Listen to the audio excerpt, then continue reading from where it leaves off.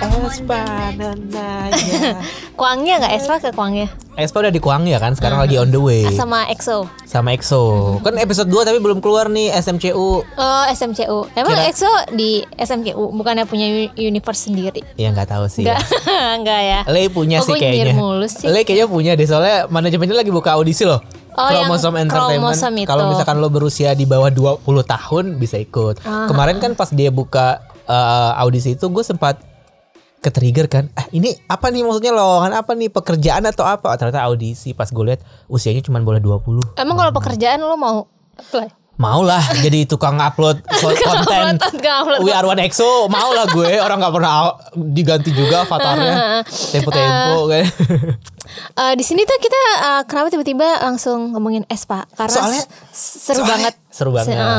Gue gak menyangka lo next level bakal sebesar ini. I'm on the next level. Itu tau gak sih? Gue suka banget lagi itu. Ayo. Gue tuh kalau gue gimana? Gue tuh biasa aja. Tapi gue suka banget part yang kan dia lagunya kayak pecah maksudnya beda genre gitu kan, yang mendadak kayak agak the boy gitu disatuin. Dan gue lebih suka partnya yang Winter Maning itu yang dia nyanyi. Nyebutnya apa sih itu kalau bagian dari struktur lagu tuh apa sih? Gue nggak tahu. Bridge atau nggak juga sih. Beat drop apa sih? Pokoknya itulah ya. Iya. First berapanya lah. Iya, gitu itu gue suka part si Ning sama-sama. Bukan yang bagian yang ama the next. Walaupun sebenarnya itu yang bikin populer ya. Itu kayak kalau gue lihat di timeline gue tuh hampir semua grup tuh kayak nge-coverin gitu loh. Kayak memang ini tuh demam next level banget. Kayak padahal waktu pertama kali rilis gue tuh kayak udah suzon gitu kan. Sama gue juga. Ya apaan sih lagu remake gitu ya. Sumpah iya banget. Semua orang di timeline gue. Kok SM kok kayak gini sih, kok lagu kayak nggak ya julid-julidan ya fans saya normal-normal aja. Kayaknya kalau yang memuji sejak pertama rilis cuman Kadante deh kayak.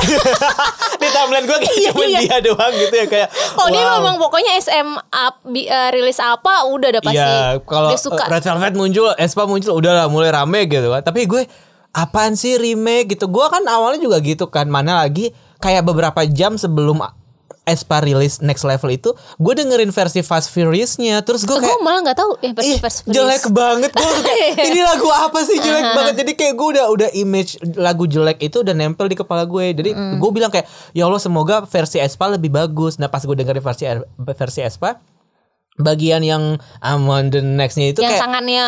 Ya udahlah, tapi pas bagian yang lo bilang tadi yang Ning sama Winter itu yang baru kan dari versi remake ini. Jadi dan gue akhirnya ya bagian itu bagus sebenarnya, bisa nggak bagian itu aja jadi lagunya kayak sebenarnya gitu. Sebenarnya gue mengharapkan itu, tapi kayaknya ya ini kayaknya mau coba istilahnya mau coba formulanya kayak Agar Boy kan. Let's bring back to 140 terus tiba-tiba lagunya berubah gitu kan. Genre musiknya ini walaupun kayaknya sebenarnya kalau misalkan dari pas pertama kali Next Level keluar, kemudian fans berkesimpulan bahwa kayaknya lagu-lagu SM belakangan ini emang kayak gitu nggak sih, kayak Simsalabim juga kayak gitu nggak sih. Terus yang aneh ya. yang kayak pertama kali denger tuh apa sih ya. Itu Hot Sauce juga. Hot Sauce juga. Iya betul. Tapi kemarin kan gue sempat ceritakan di episode sebelumnya, gue bilang gue sempat interview sama salah satu komposer SM kan. Terus ada satu pertanyaan yang gue tanya kayak, menurut lo apa sih yang membedakan lagu K-pop sama lagu pop pada umumnya? Terus jawaban dia yang paling masuk akal, dia bilang K-pop itu nggak ada strukturnya lagunya. Jadi kalau dibandingin sama lagu yang lain, lo kalau dengerin lagu K-pop tuh kayak nggak ada rulesnya gitu kata dia. Terus gue yang oh iya juga sih, gue bilang iya juga ini sih. Kayak di lagu Next Level ini. Ini kayak lagu Next Level ini, dan lagu-lagu yang dia ciptain yang lainnya juga kan mostly dia bilang kayak gitu. Kalau SM tuh dia suka sama lagu-lagu yang nggak ada strukturnya. Kata dia gitu. Mungkin ya pas awalnya kan kayak apaan sih kok. Apalagi gue kaget sih dengan gaya SM kok tumben single gitu, dan singlenya juga remake kan. Biasanya kan dia kalau girl group kan kalau kita biasanya tuh sukanya mini album atau apa gitu. Enggak juga ya? Gue koreksi itu. Kalau yang sebenarnya kalau single tuh semuanya hampir single kok. SNSD juga dulu debutnya single. Oh gitu. Itu single. Enggak maksudnya setelah debut kayaknya bukannya biasanya mereka mini langsung album gitu. Iya langsung album. Tapi kayaknya kalau yang Aespa ini karena mereka nggak pede. Enggak dong, mungkin masih mencari pasar. Maksudnya ya itu maksud gue. Nah ini itu maksud gue. Dan gue berekspektasi wow mereka bisa nomor 1 chart Melon loh, bahkan mengalahkan BTS. Kan gue baru tadi pagi kan buka Twitter kan, lihat wah TMI K-pop tuh di atas gue gitu. TMI K-pop terus ini seru nih gue suka nih kalau udah mulai bahas BTS nih, gue suka nih. Banyak yang pendengar Korean Army, jadi tuh salah satu beritanya beritanya 8 months after debut aespa beats BTS to take first place on the Melon chart. Harus di garis bawah itu beats BTS. Iya, beat BTS, not only BTS tapi chart power kayak also powerhouse kayak Hey sama lagu barunya Brave Girls. Pokoknya intinya gitu. Brave Sal. Kemarin ada yang siapa ya? Dani kalau enggak salah dia bilang kayak gue baru ngeh deh sama lagu lo yang gitu Brave Soul. Itu kayaknya bukan dari siapa gitu. Karena dia baru dengerin Brave Girls kan. Terus dia dengerin EOE yang baru pertama kali denger. Iya, terus ketika dia denger itu kayak gue selalu ingat kekoreaan di setiap kali denger lagu. Brave Soul. Iya, mungkin out of topic yang lagu Brave Girls itu kangen banget ya sama intro-intro kayak gitu enggak sih? Iya. Brave Girls. Nah, Aespa. Terus di sini tuh kalau gue kan bacanya memang maksudnya memang menurut gue ini bisa dijadikan salah satu headline karena ini untuk pertama kalinya juga Aespa itu di posisi 1 chart Melon untuk pertama kalinya untuk grup rookie kan. Itu baru 8 bulan. Baru 8 bulan kayak tanda kutip media play gitu atau enggak nomor 1 atau enggak press release dari SM memang menulisnya tim PR menulisnya seperti itu. Nomor 1 mengalahkan BTS, Haze dan Brave Girls gitu. Aespa won the war. Kalau ditulis TMI K-pop kan. Ini artikelnya ditulis oleh Chosun Ilbo. Di situ kalau gue kan bacanya biasa aja Ron, tapi memang mungkin ada beberapa fans kayak kenapa kesannya tuh kayaknya Beat tuh mengalahkan, kayaknya kesannya lagu BTS Haze sama Brave Girls tuh jelek banget gitu gitu. Terus kan padahal lagu misalnya kita ngomongin contohnya Butter kan di chart Melon udah lama baru berminggu-minggu. Nih kesannya kok kayak apaan sih mengalahkan gitu. Makanya ada beberapa pihak yang merasa kayaknya ini terlalu clickbait lah. Justru memang itu kan tujuan sebuah media. Tujuan sebuah caption kan memang clickbait ya gitu. Walaupun gue bacanya kalau mengalahkan sih menurut gue itu hal yang wajar kalau kita ngomongin rivalitas di chart. Ya nggak sih kayak pastilah gitu. Misalnya ini nggak cuman BTS or Aespa, pasti misalnya kalau kita ngambil contoh misalnya di Billboard gitu, Monsta X ya. Monsta X di Billboard mengalahkan Taylor Swift gini-gini. Kayak gue kalau misalnya baca artikel yang ngomonginnya Billboard pasti ada memang artis lain yang disebutkan gitu loh. Misalnya Monsta X beats Taylor Swift atau apa. Waktu itu gue juga baca yang BTS menang award apa, di situ dibilang BTS beats Taylor Swift, Ariana Grande. Sering dan juga kok kayak BTS kalahkan rekor The Beatles. Memang kayak gitu kan. Maksudnya ini kan memang, dan kebetulan kenapa ini jadi heboh karena itu Aespa masih rookie group dan Next Level ini juga bukan gimana ya, orang sama sekali nggak menyangka loh. Karena gue aja kayak ini lagu apa sih? Iya gitu maksudnya. Mungkin gue nggak tahu orang lain. Iya maksudnya tidak diduga-duga lah gitu Aespa ini karena ternyata strateginya SM really works dengan dia ngerilis Next Level ini. Mungkin apakah memang ada strategi? Enggak, karena dia itu udah dapat publiknya banget nih gitu kan. Publiknya dari single. Kalau maksudnya setelah ini harusnya sih album ya, biar tahu gimana. Emang album kan? Memang harus biar kita tahu juga gimana tanda kutip kualitas albumnya atau enggak gaya musiknya Aespa tuh kayak gimana kalau satu album. Betul. Bisa wah ini dia udah dapat banget di publiknya nih ya, udah dapat di chart Melon. Kan susahnya nauzubillah nih, mohon maaf, karena setahu gue chart Melon setelah direvisi setelah perubahan sistem dan segala macam itu susah banget loh, apalagi boy group ya. Bahkan Seventeen yang gede di Korea pun kayak bisa masuk chart. Lah apalagi EXO deh. EXO tuh malah EXO nggak ada loh. Ada tapi kayak peringkatnya tuh 80, Iya di 20 90. besar tuh nggak ada. Top 100 ada. Tapi di 20 top 20 nggak ada. Itu susah untuk boy group. Gue nggak nemu lagi. Memang mungkin yang selain BTS dan mostly kebanyakan girl group kan. Jadi menurut gue nih kenapa ini suatu achievement yang kita bahas gitu. Karena bukan karena kita bias SM ya? Iya bukan. Enggak sih, gue enggak sih. Kita enggak deh kayaknya. Gue masih biasa aja gue sama Aespa. Kayak wah ini girl group baru gitu loh. Udah bisa nomor 1 Melon, di mana chart Melon itu lo butuh publik gitu yang suka, bukan fandom doang. Betul. Karena kayak sekarang misalkan terbukti dari kayak tahun lalu Hospital Playlist kan rame banget kan. Dan di chart Melon itu isinya soundtrack Hospital Playlist doang tuh di chart Melon top 100 ya. Dan sekarang tapi mungkin pada saat itu sistemnya belum direvisi kayak kata lo. Dan sekarang kan udah sistem yang baru nih. Terus episodenya baru 1 doang Hospital Playlist. Udah ada aja soundtracknya di situ, lagu baru, lagu yang di episode 1 gitu. Jadi menurut gue memang bener poin lo yang tadi sih, yang public recognition-nya itu memang harus sekencang itu, yang masyarakat umum pada umumnya yang memang mendengarkan musik yang mungkin bukan ya nggak kayak kita nih misalkan fans K-pop gitu ya. Kalau di Korea kan mungkin karena memang negara asalnya kan, tapi pembagiannya itu jelas gitu. Kalau ada yang suka musik yang idol K-pop mainstream, ada yang suka musik-musik yang kayak lebih indie atau apa gitu. Nah, powernya Melon itu yang bisa merambah ke pendengar-pendengar musik di luar mainstream itu sih yang bikin itu muncul di chart. Makanya kan itu juga yang bikin lagu-lagu yang di cover sama Yoo Jae-suk tuh bisa langsung naik terus karena pendengarnya banyak orang yang tahu Yoo Jae-suk banyak banget kan. Jadi kayak istilahnya musik Melon chart Melon itu kayak udah jadi musik rakyat lah gitu udah jadi benchmark juga nggak sih? Benchmark juga iya bener-bener kayak kalau di kita mungkin kalau lo udah masuk Liga Dangdut Indosiar gitu kayak semua orang udah tahu lo deh gitu. Kalau di Indo tuh gak ada tuh yang kayak gitu. Gak ada chart kita makanya sayangnya gak ada. Gak ada. Maksudnya Melon itu market share paling tinggi di platform streaming musik Korea. Udah tuh Melon tuh kalau Jennie lah, Sorry Bada itu kayak sorry tuh saya kayak dikit banget. Makanya sekarang kalau boy group itu gue melihat mereka lebih banyak streaming party. Misalnya streaming party dalam artian streaming yang fans luar Korea itu di Jennie. Karena di Melon tuh susah banget, lo harus punya nomor telepon Korea lah gitu. Makanya salah satu alasan Melon mengubah sistem chart kalau menurut gue mengurangi zombie itu apa istilahnya? Zombie bot. Enggak juga sih, zombie streaming. Biasanya tuh kalau boy group ya, gue lebih lihatnya boy group karena fandomnya lebih aktif ya. Itu biasanya yang tengah malam gitu loh. Iya. Naikin kan yang lainnya lagi pada nggak dengerin kan. Kenapa zombie? Iya, makanya itu dihilangin. Gue waktu itu baca artikel gue lupa di TMI apa di Korea Herald gitu ya. Jadi sebenarnya kenapa Sorry Bada, Jennie, Flow, Vibe gitu-gitu tuh muncul sebenarnya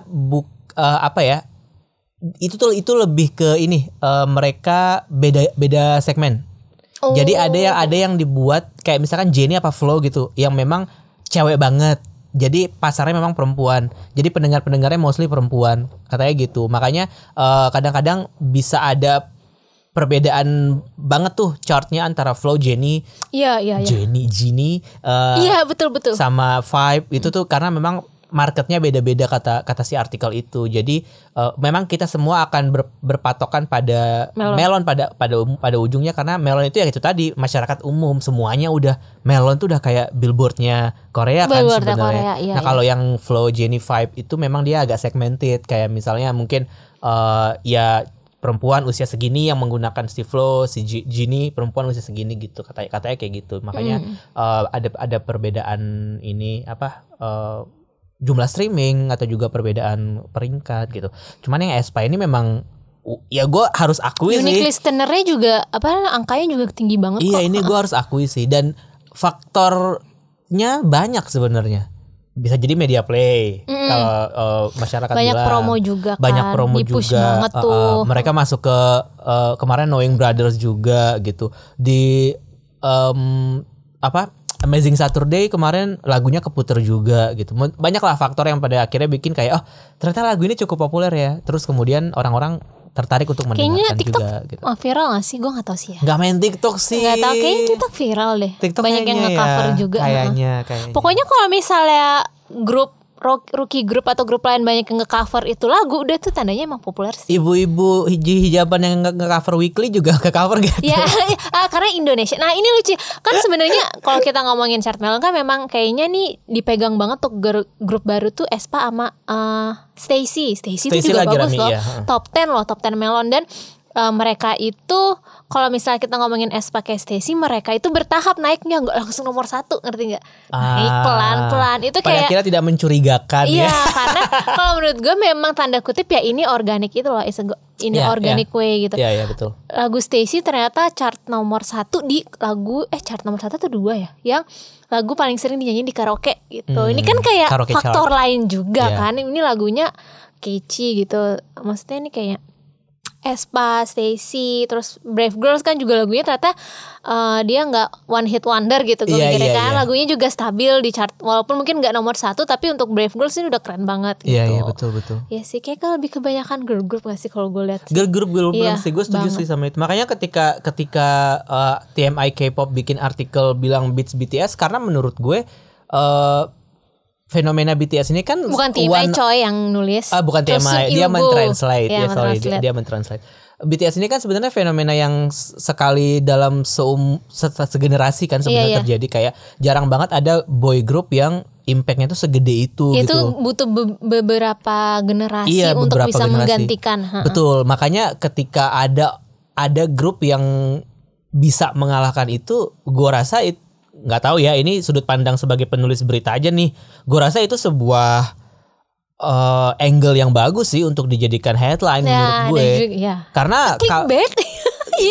sebenarnya nggak clickbait sih, karena pada kenyataannya karena pada kenyataannya memang itu angle yang cantik gitu, yang seksi gitu buat orang-orang untuk baca. Gue sekarang jadi ini sih, jadi agak agak kabur untuk istilah clickbait itu sebenarnya. Apa sih sebenarnya yang clickbait itu? Apakah judulnya menarik lo, kemudian lo klik ketika lo baca nggak sesuai sama judulnya? Bisa jadi sih. Atau ketika judulnya seperti itu dan isinya juga seperti bisa itu. Dua-duanya gitu. Bisa dua-duanya kan berarti. Jadi tapi image clickbait di gue itu sebenarnya kayak ketika jelek judul tidak sesuai isi sebenarnya.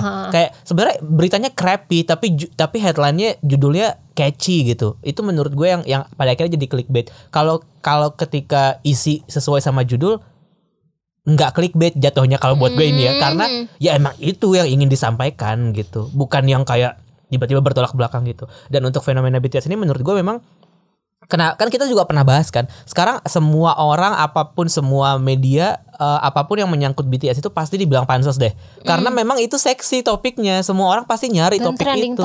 Dan trending topik mulu. Makanya jadi ketika ada media Korea pun yang menggunakan itu, menurut gue sesuatu yang wajar, karena iya, BTS tuh udah dewa nih levelnya. Siapa yang bisa ngalahin dewa kalau bukan dewa-dewa yang lainnya kan? Dewa 19 kali.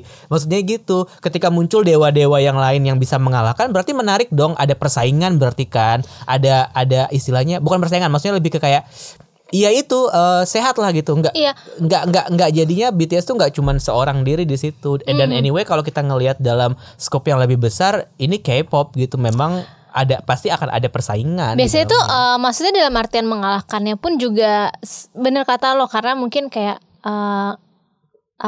kan orang nggak berekspektasi kan gitu. Ternyata aespa bisa. Sama waktu pas Brave Girls Rolling pertama kali viral, dan dia itu mengalahkan Dynamite, kayak ngunggulin lah. Sebenarnya nggak mengalahkan, tapi kayak Carta waktu itu mengungguli, dan menurut gue itu kayak wow, keren banget gitu. Iya. Bukan berarti kayak maksudnya achievement BTS yang diraih dari Butter dan Dynamite itu nggak hilang, karena itu kan mereka punya rekor tersendiri kan gitu.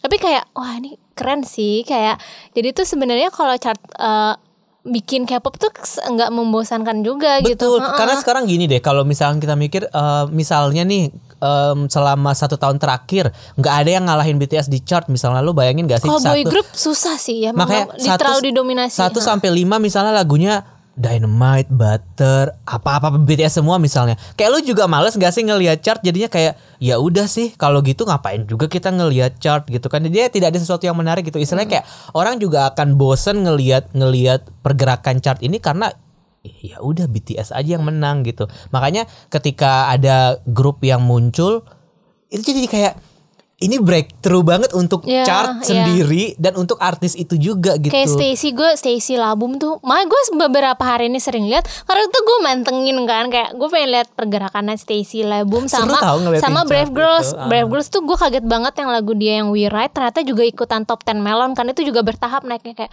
wah keren nih gitu. Walaupun kayak gue nunggu boy group tuh dikit banget, yang pernah gue lihat masuk top 100 tuh palingan yaitu si NCT Dream, Hot Sauce, terus Seventeen juga pernah gak sih? Seventeen ya, yang lagu barunya Ready to Love masuk kok, tapi memang di middle sih. Mungkin kalau misalnya masih chart lama bisa dia di top 10. Iya.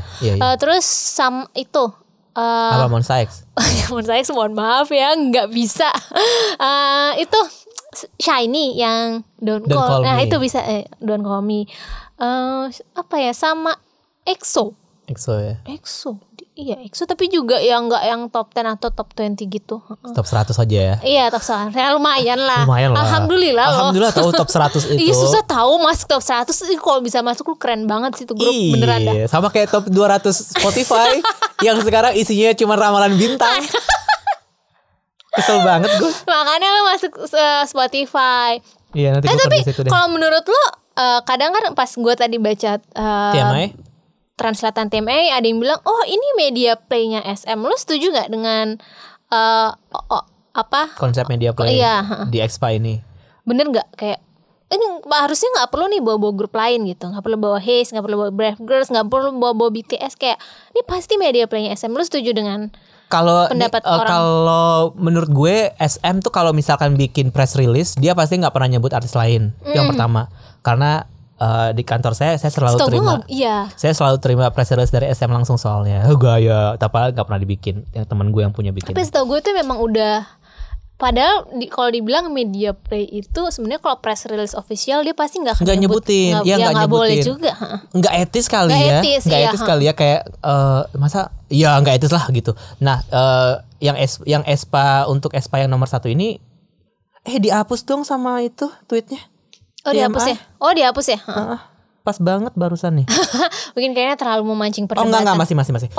Jadi kalau SM itu dia nggak pernah nyebutin. Jadi dia memang menyebutkan achievementnya aja dari si Espa ini. Jadi misalkan kalau sekarang Espa masuk ke Melon 1, ya udah Melon 1 aja dan dia nggak bakal nyebutin. Cuman balik lagi sudut pandang yang diambil sama media pasti beda dong. Kayak ketika Espa nyambil masuk nomor 1, dia siapa nih yang sebelumnya? Nggak mungkin dia kayak nggak akan plek-ketiplek copy paste dari si press release kan? Pasti ada yang ditambah-tambahin lah. Jujur aja nih, press release itu membosankan bahasanya dan nggak menarik untuk dibaca. Bahkan gue aja ngebaca itu jadi kayak nggak menarik gitu. Sebagai pembaca nih ya. Setuju. Nggak menarik kan? Karena bahasanya yang pertama kaku, terus juga informasinya mungkin nggak runut dan segala macam gitu. Jadi harus diolah lagi kan. Dan kemudian media juga pasti mikir kayak, kalau Espa nomor 1 siapa nih yang dikalahkan, pasti kan nyari dong. Kalau lo nulis berita lo pasti harus riset kan, lo pasti paling nggak riset lah sedikit gitu. Dan gue rasa si Chosun Ilbo bikin ini juga angle-nya menurut gue itu bagus banget. Dan kalau misalkan itu dibilang media play, sebenarnya gini, SM ngasih rilis nih, press release itu sudah jadi kewajiban.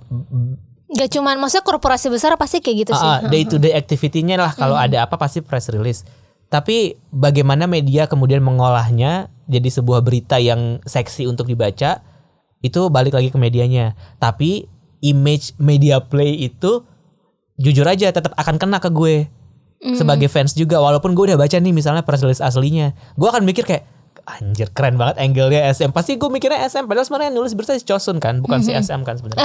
Iya. Keren banget nih SM gitu. Nah, gue pun walaupun gue sudah ada di industri media udah lama dan juga udah pernah menerima langsung press release itu, kesan itu tuh masih tetap ada di gue. Kayak wah gila keren banget media play itu tuh tetap kesan tetap ada buat gue gitu. Dan kalau lo tanya sekarang nih Espa media play atau enggak, menurut gue iya ini media play. Tapi dalam artian tuh media playnya tuh kayak ngasih press release rajin. Yeah. Karena gini jangankan SM, menurut gue hype juga seperti itu. Jadi kalau misalnya gue kan gue kan kayak sering lihat juga tuh berita di news yang news yang bahasa Inggris Korea yang kayak mulai dari Korean Times, Haknyore, Chosun Ilbo yang bahasa Inggris, terus apalagi gue sukanya Korea Herald. Korea Herald juga semuanya. Dan BTS tuh sering banget di situ. Always ada, dan bahasa bener kata lo, bahasanya kaku. Karena menurut gue media-media yang itu nggak banyak men-tweak, ngerti nggak banyak nge-tweak dari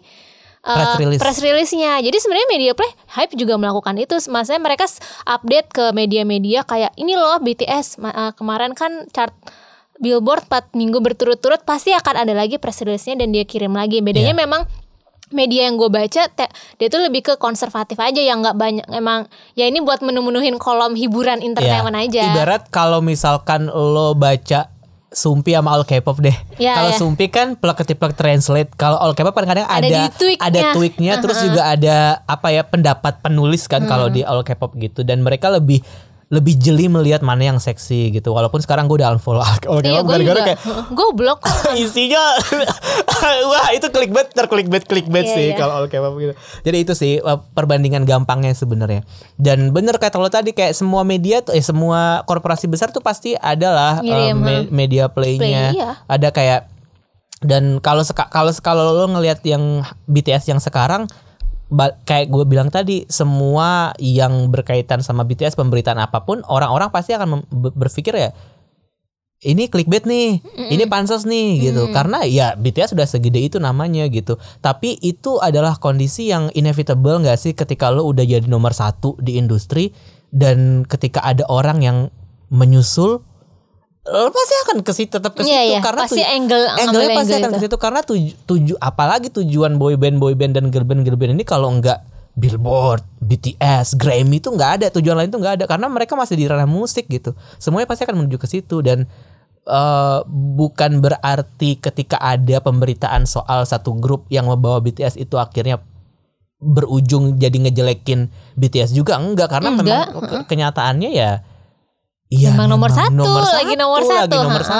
Dan pada saat lagu Next Level ini, aespa emang lagi nomor 1 dan Butter turun gitu.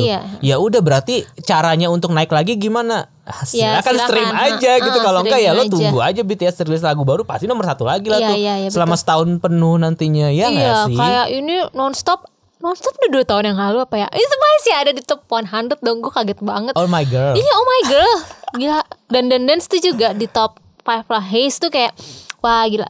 Lebih banyak itu perempuan tuh kayak sih. digital monster semua gak sih, kayak Ayu, ya Haze gitu kan. Makanya maksudnya semua orang tuh gimana? Semua orang tuh berlomba-lomba untuk streaming beli. Bahkan Joy kemarin gue lihat loh, Joy bagus di top 15 dia ada loh yang lagu yang baru. Hello. Itu kan gue bilang kayak wah it really works for SM ternyata. Gue kaget justru Wendy yang jelek. Iya, Wendy yang jelek, makanya kan gue padahal tuh lagunya tipikal lagu balat yang Korea suka loh. Betul. Nah, gue rasa kalau Joy ini tuh bener-bener Joy itu beruntung banget sih, karena kayak walaupun kalau dipikir-pikir jaraknya agak cukup lama ya dari lagu dia yang sebelumnya Introduce Me a Good Person itu ke album solonya dia ini, tapi momennya jadi pas karena album Hello ini keluar kayak 2 minggu 3 minggu sebelum Hospital Playlist, dan episode 1 Hospital Playlist masih muter lagu Joy yang lama. Jadi kayak wah, SM tuh keren banget gak sih media play-nya gitu loh. Kayak gue tuh enggak, timing sumpah tuh itu penting timingnya tuh bener-bener pas banget. Maksud gue kayak gue gak tahu apakah mereka meramalkan itu atau enggak, tapi pas aja gitu. Kayak bahkan episode 1 itu baru beberapa menit aja tuh lagu Joy langsung keputar. Terus gue wah gila, ini tuh kayak timingnya pas banget. Pas gue lihat top 100 ada dong Joy album Hello di situ bareng sama si lagu lamanya dia juga masih ada di top 100 gitu. Wah, itu naikin gajinya tolong yang bikin pro SM yang itu. Iya. Itu timingnya pas banget gitu. Jadi yang banyak faktor sih yang bikin aespa ini juga bisa ada di nomor 1. Terus juga BTS pada akhirnya step down a little bit gitu setelah udah cukup lama juga Butter ini misalnya, kan. Dan Hype-nya juga bikin strategi baru, ngerilis versi remix tuh banyak versi remixnya juga, dan itu kan kayak orang dengerin lagi Butter ya gitu kan. Itu pasti banyak strategi yang dilakukan oleh agensi atau fansnya juga gitu, mau streaming kah gitu. Makanya yang gue bilang kan sekarang chart melon kan susah banget ya. Terus kayak gue bukannya menyepelekan orang yang berusaha untuk streaming sih, kayak kan jadi kan alternatif untuk fans internasional streaming itu kan pakainya Jennie or Vibe lah, or Soribada, gue nggak paham. iTunes nggak sih? Enggak. Mereka chart Korea. Chart Korea semua. Selain Melon lah ya. Iya, tapi tuh kadang gue berpikir oke, bagus kok di chart Jennie itu, tapi chart Jennie gimana ya? Indian orang tuh brand reputation tuh ngeliatnya ke melon. Tetap patokannya tetap melon. Tetap ke melon. Gitu ya. Ini Stacy kan naik banget. Terus setelah itu gue lupa KKOM or Never ngakuisisi perusahaan Stacy. Agensi Stacy gue lupa. Jadi tuh Stacy pokoknya KKOM karena jadinya Stacy tuh relate sama Weekly lah. Jadi kayak saudara jauh gitu. Itu kan kayak dia ngeliat wah gila Stacy nih gede banget potensinya, gue ambil deh. Mungkin padahal takut seangkatan sama Weekly ya. Seangkatan Weekly. Weekly kalau menurut gue, tapi kalau Weekly viral banget di Indo. Gue kemarin pas vaksin, gue vaksinnya terus dengerin Radio Mustang kan. Paginya gue dengerin tuh Weekly yang after school, pulangnya gue dengerin lagi itu udah berapa kali diputar. Makanya lo bilang ada yang cover ibu-ibu yang hijab itu kan orang Indo kan. Karena memang Weekly tuh lebih viral di Indo kalau menurut gue. Mungkin kalau belum lah mungkin di chart melonnya gitu. Iya. Dan yang menarik lagi sebenarnya dari postingannya si TMI K-pop ini seperti biasa komentarnya sebenarnya. Jadi kayak gue banyak banget melihat sudut pandang yang baru gitu ya tentang pemberitaan soal ini gitu. Kayak beberapa dari, dan gue suka sih sama perdebatannya, maksud gue kayak kayak ada orang-orang tuh ada waktu gitu untuk berdebat soal ini antara Mai dan Army di sini kayak lucu aja. Jadi kayak di sini si Army padahal Mai bagian dari Army, di Army ada Mai. Emi kan? Oh my god, that's so true. Oh yes. Jangan kalian sama ini bersaudara. Jadi komentar-komentar di sini lucu banget sih. Kayak ada yang bilang kayak aneh banget, Butter cukup lama di nomor 1 melon 700 jam lebih dan bisa dapat perfect or kill 257 kali. Dikira gampang apa bisa dapetin kayak gitu, cuman karena Butter turun ke nomor 2 digede-gedein. Layaknya udah bisa ngedapetin apa yang udah Butter dapetin di sana. Kayak gue ngerasa kesaltian yang tidak perlu gitu loh. Kayak tapi menurut gue ya tapi ya nggak apa-apa kan, itu kan perasaan masing-masing kan. Terus akhirnya dibalesin nih sama akun yang avatarnya Winter. That's not the point dear gitu. Meski aespa sekarang nomor 1 di Melon pun, rekor yang idolmu dapat gak bakal hilang kan, akan tetap ada dan bakal makin nambah. Bisa jadi rame kayak gini karena aespa girl group pertama di 2021 dan first girl group dari 4th gen yang bisa di nomor 1 Melon 24 hits kata dia gitu. Iya bener juga sih. Terus dikomentarin lagi sama si Army-nya, dia bilang kayak gue baca tapi judulnya aduh, bagi orang yang malas baca malah dianggap remeh. Keren betul beat. Maksudnya aespa ngalahin BTS. Bagi haters udah dibawa-bawa kemana-mana nih artikel. Kan bisa aja captionnya gak gitu. Buat aja aespa naik nomor 1 gak usah pakai kata beat. Kayak ya pembaca kan. Tapi itu benar juga karena bisa disalahgunain nanti. Betul, tapi dari sudut pandang media tetap aja beat is a sexy word gitu. Kayak beat BTS, siapa yang nggak mau beat BTS gitu kan, siapa yang nggak tertarik baca artikelnya itu gitu. Akhirnya ya udahlah nih berdebat gitulah. Terus ada yang balas, nggak usah kaget lagi Mi kan. Mi maksudnya Army atau Mai nih? Nggak usah kaget lagi, Mi kan emang udah terkenal South Korean media play gitu. Pelakunya kalau nggak itu, yang itu ya si ini dia lagi. Berasa hype nggak media play aja. Jangan gitulah Anda. Ya semua memang, media play. Saya mengakui SM tuh kadang-kadang media play itu suka kelihatan gitu. Tapi kalau lu melihat apa media play kayak apaan sih, abuse banget gitu. Ya apaan sih SM lu trying so hard banget gitu. Ada gak? Kalau lu yang ngomongin enak karena lu memang pemerhati SM kan. Dulu tuh banyak, tapi kalau sekarang lu suruh gue tuh gue suka gak inget. Nanti aja kalau inget. EXO tuh sering banget tuh gue kalau kan ya karena kan EXO penghasil sumber SM, sumber maninya EXO kan. SM sumber mani gitu. Jadi sering tuh pas EXO zaman dulu tuh gitu. Tapi setelah mereka project solo itu sering gak kemakan sih menurut gue. Kayak ya sering gak kemakan aja. Salah satunya media play-nya mungkin Rian The Massive sama Suho. Itu gak media play, itu memang kolaborasi. Nggak, itu media play Indo dan konten itu. Korea. Apa itu yang media play? Itu media play lah jatuhnya. Iya, tapi memang media strategi play. Strategi yang kemudian dijadikan press release dan jadi media play. Nah, ke situ tuh arahnya tuh. Terkesannya organik tapi ujung-ujungnya enggak. Tapi itu media play kesannya buruk banget sih kalau menurut gue ya. Enggak lah, media play itu dibutuhkan. Nanti yang ada kayak Wonho nih. Lagi rame nih Wonho deserve better. Katanya gak ada media play-nya nih. Giliran gak ada media play dicari. Iya betul kan? Nggak, masalahnya gini gitu. Gue yakin, gue bukan pemerhati BTS zaman dulu, tapi gue yakin ketika awal banget BTS mencoba untuk merintis ke US, pasti hype tuh banyak banget dirilis press release ke media gitu. Perkara itu diposting atau enggak, atau di tweak atau enggak, angle-nya itu pasti banyak banget. Gue yakin sih nggak mungkin hype kayak BTS ke Amerika ya, tapi diem-diem aja, nggak mungkin. Karena mereka kan butuh juga public recognition, publikasi itu. Sama kayak waktu misalnya Wonder Girls ke Amerika juga, itu kan rame banget. JYP-nya kan ribut banget. Masalahnya kan JYP sama YG sih, yang Hyunsuk dulu itu kan narsis ya, orangnya sering tampil di kamera kan, sering tampil di TV kan. Jadi mereka bisa ngomong, ya plan-plan mereka tuh mereka bisa ngomong, dan menurut gue itu media play banget. Zaman Wonder Girls itu kayak kurang media play apa sih akhirnya Wonder Girls itu ya kan?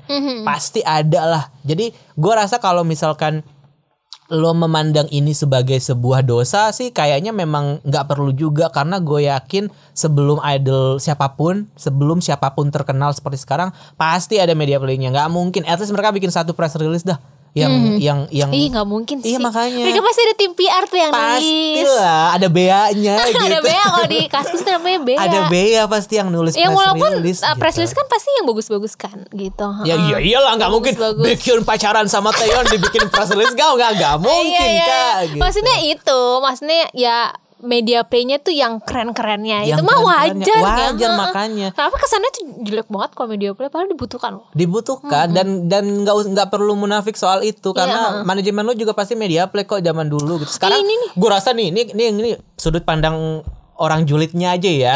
Ini gue rasa lo bisa berpendapat kayak gitu karena grup lo udah sukses aja.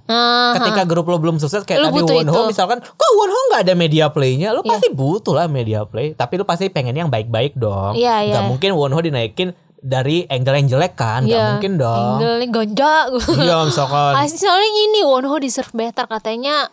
Promonya tuh nggak berasa banget gitu, kurang lah gitu. Iya sih. Dan gue rasa itu masing-masing fans punya sentimen sendiri sama saingan dalam tanda kutip. Walaupun kita tidak bisa selalu melihat K-pop sebagai persaingan, tapi secara bisnis memang itu persaingan sebenarnya. Iya, maksudnya nih kalau gue sebagai pendengar K-pop pada umumnya kayak seru-seru aja sih kayak gini. Seru, iya kan. Jadi kayak topik pembahasan yang kayak teori-teori gila gitu. Teori conspiration ini jangan bot, bukan Mai kan, robot Espa nih. Nevis yang jadi media play Nevis ya. Iya, robot. Oh my god, kita udah dimanipulasi Kwang ya rupanya.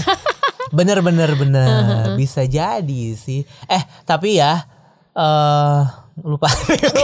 Apa sih tadi gue lupa. Ya udah makan coklat dulu. Iya. Itulah kurang lebih ya kayak gitu ya, gitu. Seru juga sih si Espa ini. Selain Espa, gue kan ngecek chart Melon ya, kayak apalagi yang naik sekarang. Ada yang seru nggak ya? Maksudnya yang tanda kutip nunggu. Tapi ini lagu bule banyak banget loh. Lagu pasti Justin Bieber. Peach kan. Itu kan udah lama banget tuh. Katanya kalau kata temanku orang Sokor emang suka banget Justin Bieber. Oh iya, pantesan. Gue tuh selalu bingung ya. Kalau misalnya ada artis K-pop tuh mostly suka Justin Bieber gitu kan. Kalau kita di sini kayak apaan sih lu Justin Bieber, kayak dulu Chris Brown tahu. Ya Chris Brown. Lalu kita kan ilfeel gara-gara dia mukulin Rihanna kan gitu. Tapi di sana tuh masih suka, kayak apa sih, ternyata memang banyak. Iya. Justin Bieber. Tadi gue mau bilang. Tadi gue mau bilang saya mau bilang ke SM, saya butuh media play untuk Kun dan Xiaojun. Tolong di media playin apa kurang media play gitu. Ada di Music Bank loh, dipromoin loh. Gue senang banget sih mereka dipromoin itu benar-benar kayak wah banget sih. Kayak mereka bersyukur lu. Cuman yang saya mau kritik cuman satu sih. Apa? Challenge TikToknya tolong nadanya agak diturunin boleh nggak? Kalau lu nyuruh kita nyanyi pakai nada dasar Xiaojun sama Kun, gimana bisa disamain nyanyinya gitu? Atau enggak sediakan beberapa versi gitu, ada yang suara tinggi, suara rendah, ya, atau suara middle gitu. Jadi rendah aja. Kita tuh bisa gitu ikutin nyanyi. Tapi gue beneran deh sebagai fans WiFi tuh kayak nangis deh melihat mereka. Kenapa? Soalnya yang pertama mereka tuh first subunit tapi nggak diheboh-hebohin. Itu subunit official subunit tapi nggak diheboh-hebohin as nggak ada media playnya. First subunit tuh nggak kayak ada yang media NCT, play itu. NCT U, NCT Dream nggak kayak gitu.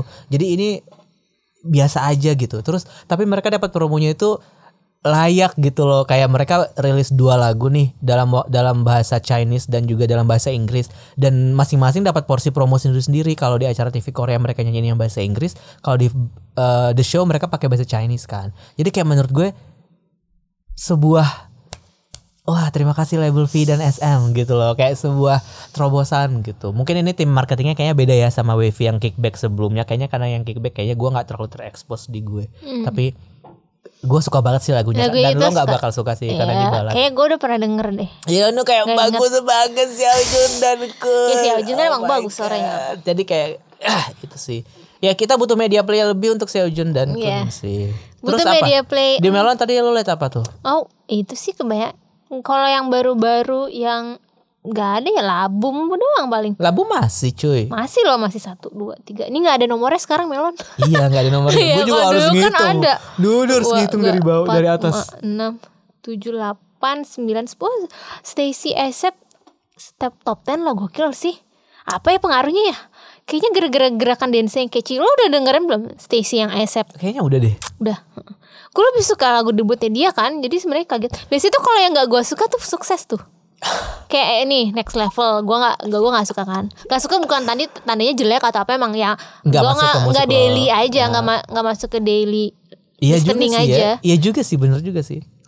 Tapi Hello Joy gue juga biasa aja. Iya gue juga biasa aja. Tapi itu kalau Hello Joy kayak gue rasa kayak emang selera masyarakat. Iya selera masyarakat. Biasa aja. Nostalgic feeling gitu aja. Gue lebih suka lagunya Wendy. Wendy kemarin susah loh.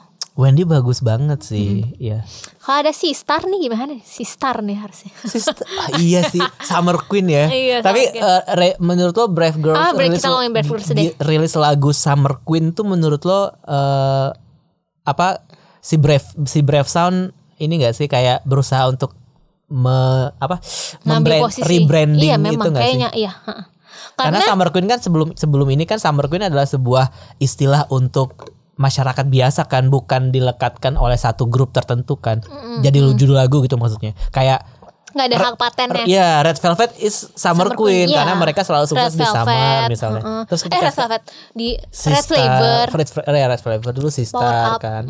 Nah sekarang Brave Girls bikin lagu judulnya Summer Queen gitu. Tapi emang musik kalau Summer tuh gue nggak merasa Red Velvet Summer ya. Gue lebih berasa dia yang versi Velvetnya yang Psycho or Bad Boy itu kayaknya lebih branding utamanya dia tuh. Kalau Twice dia kan juga recently gue Summer kan kayak More and More tapi sama alcohol free ya kan. Tapi dia tetap lebih teringatnya lo kayak fancy atau enggak yang corop. Kayak untuk Summer Queen tuh susah gitu ya. Dalam artian melekatkan image karena Summer brandingannya itu yang lain. Kalau menurut gue kalau Red Velvet tuh lebih ke yang versi yang Psycho Bad Boy kalau menurut gue dapetnya yang fierce cult gitu kan. Kayaknya nih mau dicari celahnya nih sama Brave Sound. Tapi Brave Sound gercepnya tuh gue suka sih gue untuk Brave Girls keren, ini mereka cukup. Itu satu album enak-enak tau lagunya gue gak nyangka. Oh iya. Dengerin deh. Itu bener Summer tuh album Summer tuh kayak gitu. Banyak gula kayak Salcak Solesona enggak?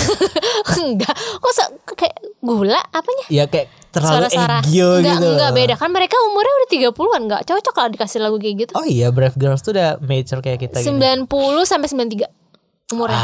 Iya. Kayak ini temen gue Cinggu itu. Ya. Kayak Cinggu baru sukses nih. Iya, gitu. ya ampun seneng deh kalau ngeliat Bloomer gini. Dengerin album Cimat Baram lo gimana, suka enggak? Biasa aja. Oh gue suka sih. Tapi ada juga yang bilang kayak tadi komentar lo juga yang kayak udah lama nih kita nggak dengerin lagu intronya kan ya Brave Girls. Are you ready? Kayak wah ini beneran udah nggak ada lagi karena Brave Sound ini memang Brave Sound udah lama nggak kepake. Iya. Astagfirullahaladzim, udah lama nggak kepake, kesannya gimana banget. Tapi memang sih belakangan ini kan trennya itu adalah komposer luar kan yang mendominasi kan. Makanya nih keren. Gue suka nih yang apa? Cimat Baram. Tapi memang karena kalau menurut gue lagu Rolling itu sebenarnya awalnya lebih ke sexy fierce konsepnya. Kalau lihat MV originalnya dia itu MV-nya yang kayak ala yang pokoknya warna peletnya itu yang gelap dark kayak ala vampir. Baru moodnya berubah banget ketika pas viral lebih kayak summery. Akhirnya digantikan tuh cover lagunya lebih yang foto mereka di pantai. Ternyata tuh lebih cocok, feelsnya lebih cocok ke summer gitu daripada seksi yang vampir itu. Makanya MV-nya kemarin tuh kayak nggak viral, lebih ke viral lagunya aja kan. Kayaknya memang nggak cocok kalau menurut gue.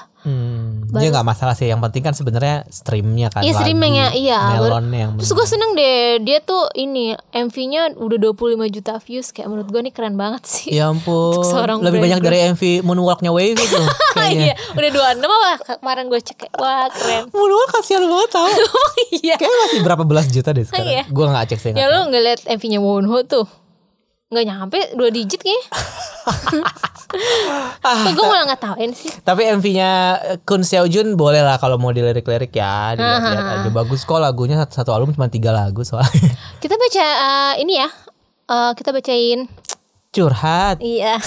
Bumper Koreaan curhat dong. Iya. Ini panjang-panjang banget curhatnya ya. Mana ada yang dikit. Pada nggak punya teman ngobrol kan orang-orang. Siapa lu dulu deh? Gue dulu ya, dari atas ya. Dari atas. Oke. Halo Ron dan Dita, aku Karat dan aku dengerin setiap episode kekoreaan sejak awal karena jarang bahas Seventeen. Next episode bahas Seventeen dong, mumpung Seventeen baru comeback nih. Terus lagu baru Seventeen judulnya Ready to Love. Nggak tahu sih masuk ke tipe lagu Karon atau Kadita atau enggak. Terus ada B-side tracknya judulnya Heaven's Cloud. Enak banget lagunya. Oh iya, aku mau curhat. Seventeen nggak bakal banyak promosi karena pas H+1 comeback kemarin, Pledis ngumumin ternyata ada staff yang positif COVID walaupun membernya udah dites dan hasilnya negatif. Tapi akhirnya member harus ikut karantina dulu, nggak bisa datang ke music show gitu. Sedih sih, tapi ya udah buat kesehatan juga, jadi pasrah aja. Udah gitu, udah sih gitu aja. Makasih kalau dibacain nih. Yes, gue udah denger 2 lagu itu, gue udah denger. Gue lebih suka Heaven's Cloud, jujur, lebih suka Heaven's Cloud karena lebih Seventeen menurut gue. Kemarin kan gue sempat bilang di Twitter, Ready to Love ini kayak agak gimana gitu ya, gue bilang. Gue suka banget. Agak gimana gitu. Gue suka banget. Lo suka? Suka. Terus ada satu album tuh bagus semua. Ada Carrot yang bilang di timeline gue kayak, iya gue juga agak gak suka deh sama Ready to Love. Udah ini ya, daripada Don't Wanna Cry, Gosip Cia, gue terus suka ini. Terus katanya kayak, ini apakah ini gara-gara Bang Sihyuk ikut campur gitu. Enggak, tapi ini enak. Tapi ada komposernya lagunya. Memang salah satunya si Bang Sihyuk sih, produsernya gitu. Tapi memang musiknya gue kan juga dengerin, kayak gue hampir semua dengerin lagu K-pop. Lo ngerasa musik ini kayak musik pop Bang Sihyuk familiar gak sih? Enggak. Tapi Enhypen, gue kan dengerin juga nih. Lagunya vibe-nya sama kayak Ready to Love ini. Tapi tuh enak. Ngerti gak? Indian tuh sebenarnya enak aja sebenarnya. Kalau gue sih suka ya. Apakah ini lagu-lagu radio? Radio sini maksudnya? Lebih cocok western. Dynamite gitu. Iya, tapi gak kayak Dynamite. Lo melihat ke arah situ gak? Lebih ke untuk marketnya ke situ kan? Iya sih. Makanya ketika gue denger lagu ini kayak gue ngerasa, walaupun gue gak pernah dengerin lagu BTS ya yang sekarang-sekarang ini, tapi gue ngerasa kayak there is something missing about this song gitu. Kayak ini kayaknya bukan gue deh marketnya gitu. Kayaknya bukan gue deh, karena gue kayak kalau ngomongin K-pop kayaknya ini gak masuk deh sama gue gitu. Oh iya. Yang Ready to Love ini kayak dari awal sampai akhir tuh cepet gak sih pace-nya?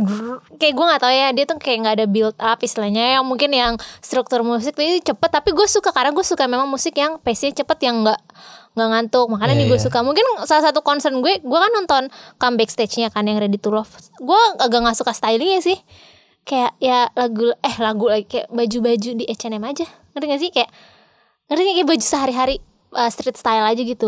Ya bagus dong, murah. Tapi kita kayak menurut gue kayak enakan. Gue tuh lebih suka kalau yang pakai seragam, ngerti yang gak? Yang preppy gitu ya. Enggak, yang seragam. Ngerti gak? Seragam sama gitu. Kalau ini beda-beda style ya. Karena street style gitu. Ini itu aja sih. Tapi lo kalau denger satu album tuh bagus semua. Iya, gue dengerin kok satu album. Gue suka kok. Gue suka. Ini salah satu album terbaik yang gue denger. Untuk pertama kalinya gue nonton MV Seventeen dan gue nggak perlu capek nyariin Joshua, karena kayaknya Joshua lumayan banyak di sini kayak, ya Allah Jos, akhirnya lu muncul sering gitu. Gue seneng banget. Dan kemarin untuk promo yang ini kan Seventeen sempat ikut ke itu ya, YouTube yang ODG kan. Terus ada Joshua gitu di situ kayak kangen banget sama Joshua. Guys, stand Joshua aja ya, jangan yang lain. Iya, itu kalau di album itu gue paling suka. Gue hampir semua gue like anjir. Itu bagus banget. Gue paling Game Boy kali. Vibe-nya itu ala video games, musik-musik video games ya. Dengerin guys, bagus kok. Maksudnya orang-orang mungkin concern yang kata lo ikut campur Bang Sihyuk. Tapi kalau misalnya produknya lagunya enak-enak aja mah kagak masalah ya. Memang harus didengerin dulu sih, baru bisa memutuskan. Kan gue juga dengerin dulu baru bisa bilang, menurut gue ini bukan buat gue. Tapi yang Heaven's Cloud secara album bagus sih. Iya bagus kok, albumnya bagus. Kayak Seventeen tuh nyoba semua skillnya dia semua genre tuh dengerin guys album Seventeen. Bagus karena Joshua-nya banyak. Your choice. Gue bacain ini ya. Udah berapa menit nih coy? Udah, jangan dikhawatirin. Kenapa sih khawatir banget sama durasi? Kalau nggak kelaparan ya? Ini mana sih? Halo kekoreaan, mau curhat dong. Kalian ngikutin Running Man banget gak sih? Soalnya aku tiap minggu selalu nonton. Terus sedih banget pas Lee Kwang Soo memutuskan untuk keluar. Sedih tapi tetap bisa ikhlas aja gitu. Soalnya emang alasan dia mundur karena alasan kesehatan dan mau fokus treatment kakinya juga yang waktu itu sempat patah. Dan dia emang udah announce ke publik juga beberapa minggu sebelum syuting terakhir. Semoga cuma ngerasa ya kehilangan banget sih. Soalnya aku ngikutin Running Man dari awal banget. Dan menurutku Kwang Soo itu salah satu yang paling berjasa bikin Running Man masih kocak. Walau udah 11 tahun lebih. Nggak berasa banget ya. Udah 11 tahun. Running Man itu pas kita baru pertama masuk kuliah tahu 2010 awalnya. Astaga. Kayaknya emang nggak berasa banget. Anjir 11 tahun. Dan menurut gue merasa memang gamesnya sekarang lebih chill karena udah tua juga kan ya membernya. Kayak dulu tuh kayak apaan tahu ya gokil banget sih games itu memang kayak wah ternyata udah 11 tahun sih. Pas nonton episode perpisahannya sampai ikut nangis. Kira-kira menurut kalian Running Man kedepannya bakalan tetap sama member yang sekarang atau bakal nambah member baru? Jujur takut kejadian kayak pas Gary keluar di tahun 2016. Running Man sempat krisis mau dibubarin. Walaupun aware juga sih kalau pada akhirnya program ini pasti bakal nemu endingnya suatu hari nanti. Dan membernya udah pada tua juga kan. Makin lama program ini kerasa makin berat buat mereka. Sedih, tapi semoga untuk sekarang ini Running Man bisa tetap ngejaga dinamikanya dan para membernya dikasih kesehatan terus, amin. Semoga selalu sehat juga untuk Ron dan Dita. Terima kasih. Ya sih, sedih sih. Gue juga ngikutin dari awal kan Running Man. Sama. Tapi ya memang nggak rutin nonton sih ya. Tapi at least 5 tahun pertama tuh rutin lah gue. Setiap ada episode baru pasti. Lo pasti dulu download juga kan? Yang di iSubs itu kan? iSubs kan? Yang subbingnya semua ada soundtracknya dikasih detail banget dia itu ya. Sekarang udah nggak ada, orang-orang udah pada nonton di view kan soalnya. Kalau dulu kan kita harus nunggu banget. Dulu tuh bahkan istilahnya hard sub kan. Jadi tuh kalau misalnya efek apa kan kalau variety show Korea kan efek ya. Enggak, variety show Korea kan suka ada tambahan caption. Itu tuh sampai di bawahnya tuh detail banget juga. Iya makanya gue kangen deh sama iSubs. Warnanya juga ngikutin. Bagus dia. Bagus. Itu effort banget tuh. Effort banget mereka bikinnya. Tapi emang sih kangen banget sama si kalau misalkan Kwang Soo nggak ada. Kayak gue sebenarnya kalau Running Man tuh yang lucu banyak. Tapi kayak Kwang Soo tuh ada aja gitu tingkahnya kayak dibebasin banget dia untuk melakukan apapun. Gue gitu. tuh kadang ya bahkan sekarang tuh kayak beberapa mungkin kayak sebulan sekali atau beberapa bulan sekali tuh gue selalu nge-search Kwang Soo funny moment. Itu tuh emang parah sih kayak nyebelin banget tapi gua lucu. Gue pengen ketawa iya kayak gue merasa memang all good things come to an end gak sih. Menurut gue gak pengen mereka cepat berhenti atau bubar ya. Tapi kayak 11 tahun kayak menurut gue emang bikin yang baru kali ya gitu. Gak ngerti sih mungkin regenerasi misalnya regenerasi MC yang selain Yu Jae-suk gitu. Yu Jae-suk juga gak ada ya. Gak ada deh yang setara sama dia kan. Yang paling tinggi kan di Korea itu kalau Yu Jae-suk, Kim Gura, Kang Hodong kan yang paling tinggi. Sampai sekarang belum ada yang itu lagi. Bakal lama ya kalau mereka sih, ya. Iya. Kayak butuh regenerasinya gak secepat K-pop gitu. Iya gak sih? Iya betul. Soalnya kan kalau MC yang dicintai oleh seluruh negara gitu loh kayak ibarat Komeng di Indonesia gitu. Iya sih, ya siapa ganti lagi yang ada ya? Kayak belum ada lagi gitu. Jadi ya udah gitu. Tapi kalau menurut gue kalau Running Man mau dipertahankan pun sebenarnya nggak masalah karena dinamika membernya itu pasti bakal akan berubah sih setiap berganti tahun. Kayak ketika kan bener juga tadi kata Sender yang kayak kan sempat jatuh kan waktu pas Gary keluar terus kayak sempat ada momen di mana kayaknya acara ini nggak lucu lagi. Akhirnya muncul member baru kan. Sempat ada berita Jungkook mau berhenti juga kan. Jungkook sama Jihyo tuh keluar tapi mereka juga keluar. Gue kok baru tahu berita itu malah dari media ya. Dia sendiri nggak tahu gitu. Ya itu sempat ada kontroversi gitu. Terus member baru kan si Somin sama Sechan kan. Dan jadi gue merasa mereka jadi lucu sih. Lucu. Iya lucu kok. Apalagi kalau ngundang Jessie kayaknya tetap aja deh. Iya. So gue tuh kalau ada Jessie gue tonton tuh. Jessie kan sekarang disayang banget sama SBS gara-gara show terview sukses. Iya.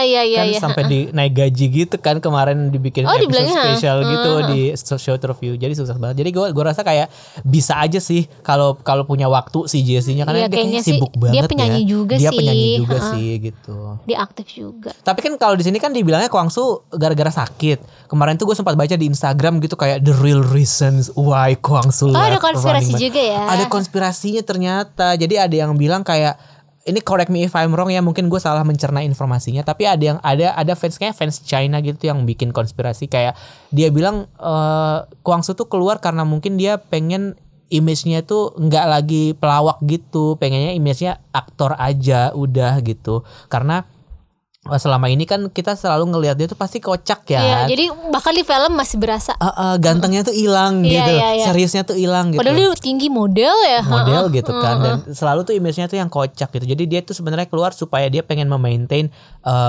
image aktornya itu biar nggak pudar gara-gara image komediannya, katanya sih gitu. Dan teori dia itu dipertegas dengan dulu Song Joong Ki juga berhenti dari Running Man karena mau fokus ke acting kan. Terus kayak gue pikir, oh iya juga ya. Sekarang kan kalau ngeliat Song Joong Ki udah nggak ada lagi tuh Song Joong Ki yang bubbly, yang dulu sama Song Ji Hyo sering dikapel-kapelin, yang gemes gitu kan. Mungkin after Vincenzo mungkin orang masih bisa ngelihat itu sih sedikit-sedikit. Tapi image Song Joong Ki itu kan sekarang udah yang kayak mafia gitu, yang ganteng banget ya Allah gitu kan. Ya udah, bahkan kayaknya yang suka sekarang nggak tahu kalau dulu dia Running Man. Dia Running Man dia masih yang kayak badannya masih yang biasa aja gitu, masih yang aktor-aktornya udah biasa aja. Kan masih gitu. merangkak juga. Masih merangkak, masih awal-awal. Tapi gue suka dulu dia di Running Man kayak ini tipe-tipe bintang tamu member yang nggak bisa ngelucu tapi berusaha lucu gitu ya kayak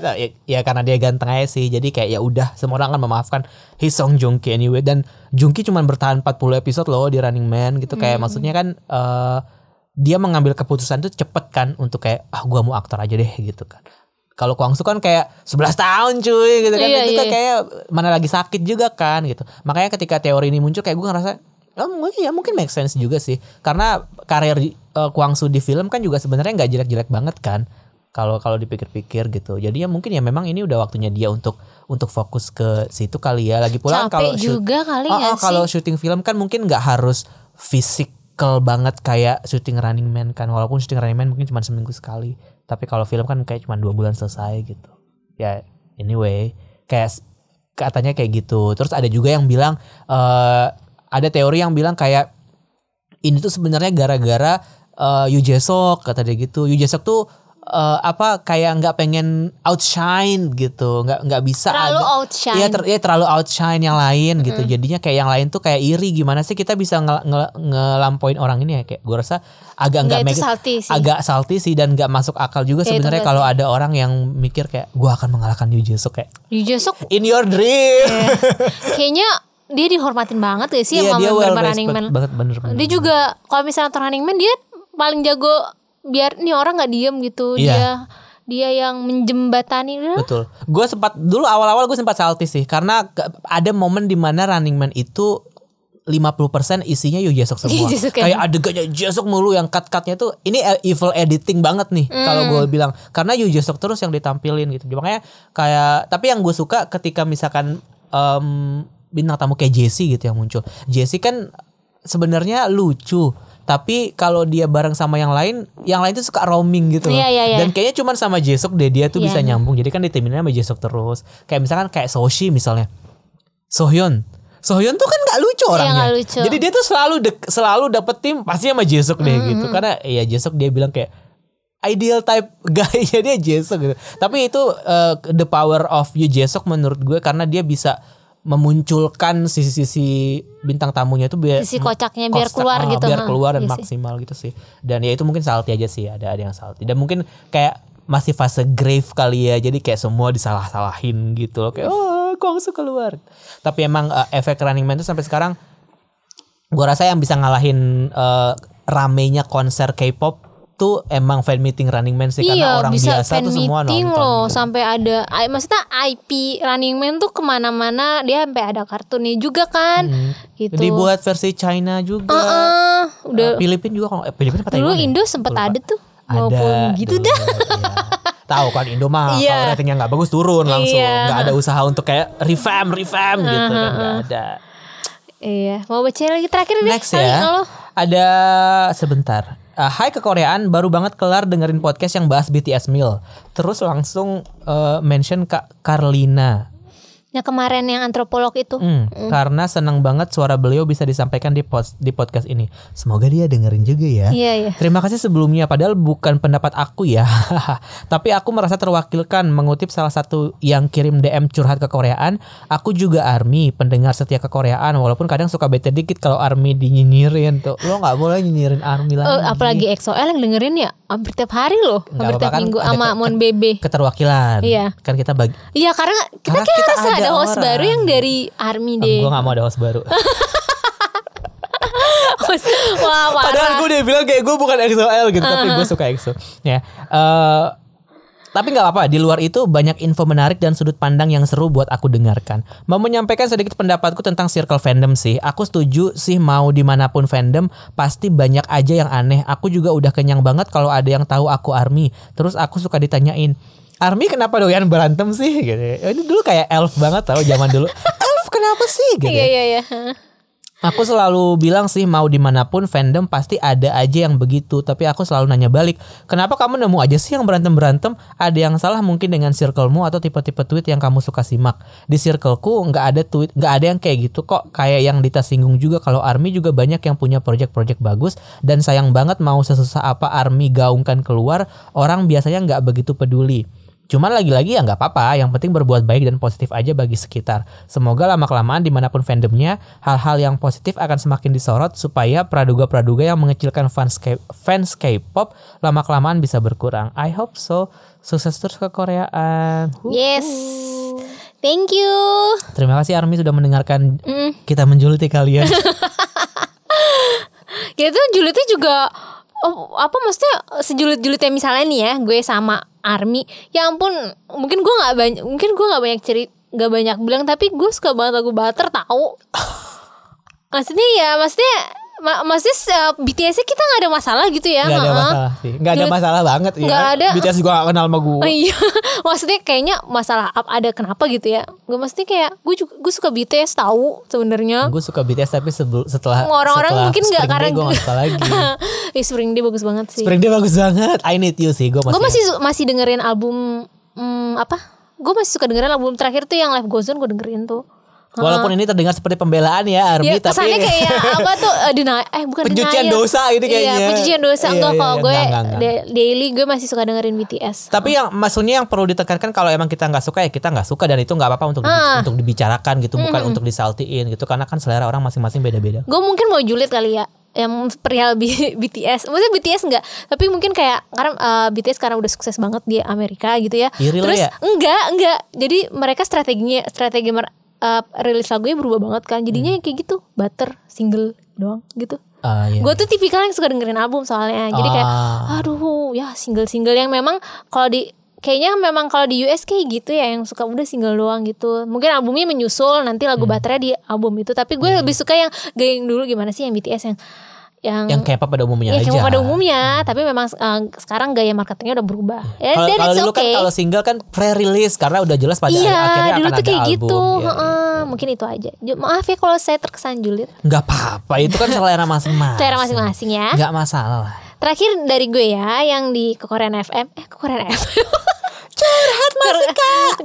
Curhat.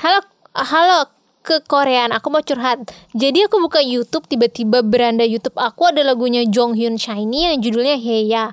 Di situ ada yang di cover Kyuhyun Suju pas di Mask of Singer. Orang-orang sampai terharu. Terus ada juga Kihyun yang bawain lagu ini pas zaman Survival No Mercy. Bahkan Shonu, Minyuk Wonho dan Hyorin dan judges yang lain terharu. Terus aku cari di Spotify versi Jonghyun, ternyata lagunya seenak semenyentuh. oh dia tuh rekomendasi lagu. Gue kira curhat. Seenak semenyentuh dan sesulit ini itu. Curhat tahu. Sesulit itu. Aku nggak tahu Karon dan Kadita udah pernah dengerin lagu ini apa belum. Cinca Debak, kalau bisa diputerin di minggu depan ya kak. Oh ya, ini request. Iya. Cinca pedas kalau kata Siwan. Iya, emang lagunya bagus banget sih. Ya. Nggak mungkin ada orang yang mengaku dirinya suka Shiny kalau dia nggak pernah dengerin lagu ini gitu. Kayak album The Shiny World itu menurut gue sampai sekarang emang masih. Lagu Hey itu lagu Jongyunnya doang ya? Lagu Jonghyun doang. Oh, di album itu. Album The Shiny World itu cuma Jonghyun yang nyanyi, dan itu kan sebenarnya lagu cover dari lagu Spanish kan. Lagu aslinya juga lebih menyayat sih sebenarnya, dan memang note-nya tuh setinggi itu gitu. Dan emang bagus banget. Kihyun bagus juga tau. Aduh, Kihyun emang keren banget. Kekoreaan. Saya akan memulai dengan merekomendasikan lagu Back to You by Wavy Kun and Xiaojun. Guys, tolong dong dengerin yang entah yang versi Chinese atau versi Inggrisnya, karena gue udah gue suka banget lagu ini. Ini lagu tipe gue banget. Jadi come on. Gue baru sadar ternyata bukan sadar sih, kayak gue harus mulai membenarkan penyebutan Xiaojun. Emang gimana? Xiaojun. Ya Xiaojun. Bukan Xiaojun, tapi Xiaojun. Yang gini ya. Kayak Chunlo. Gini ya. Kayak Chunlo. Kayak kita tuh lidah orang Indo ya. Ya udah sih. Iya, tapi kan kayaknya menyinggung gitu. Sih, kayak gue juga kadang-kadang kalau dipanggil Admi, gue gak suka kan dipanggil Admi gitu. Gak suka, ya gue kan manggil lo Admi. Iya kan kita cinggung. Iya. Kalau orang lain tuh kayak so akrab banget sih gitu. Kayak itu kayak nama deket ya. Ron tuh kayak nama keluarga gitu ya. Ron tuh nama masyarakat aja gitu kan. Admi kayak circle deket kayak lo aja gitu. Tapi kayak gue ngerasa kemarin, oh iya selama ini gue baru ingat kalau gue tuh gak pernah menyebut Xiaojun tuh Xiaojun gitu tuh Xiaojun.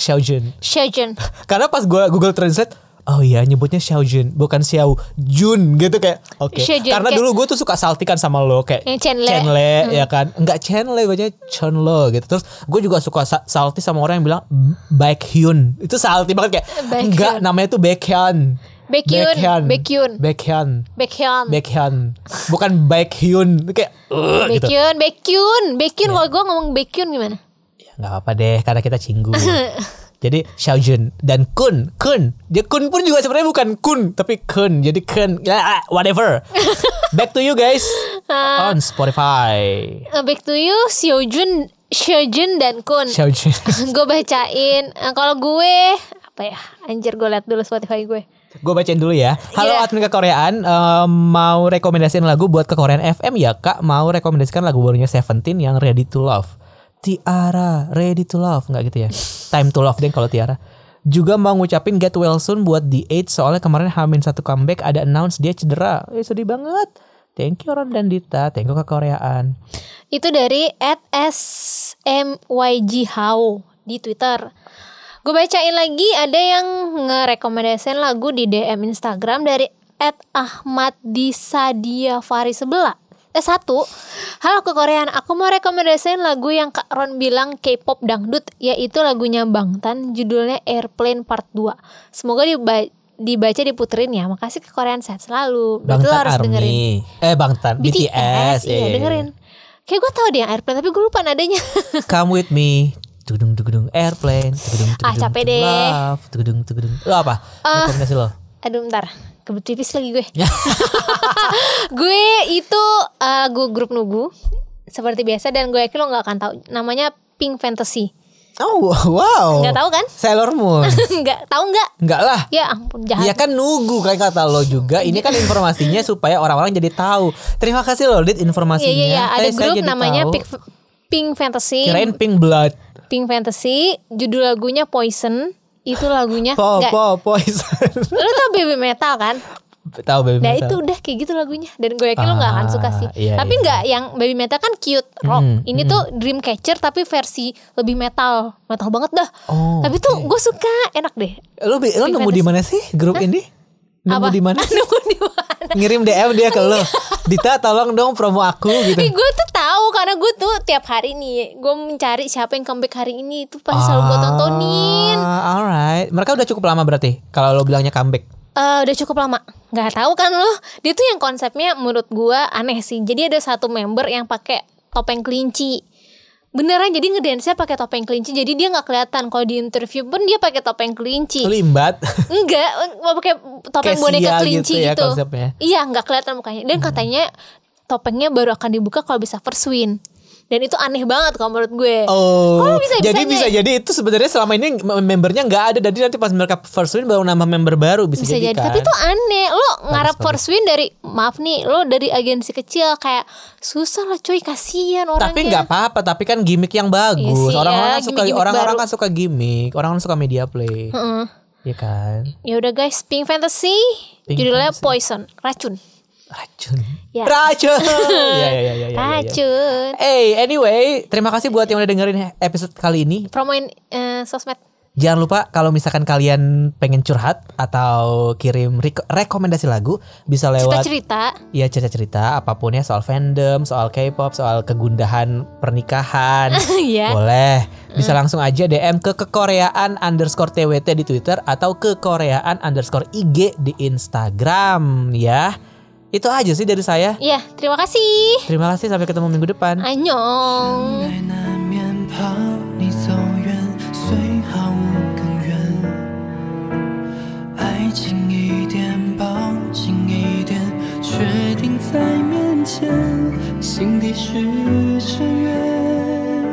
幸福能拿，爱给到。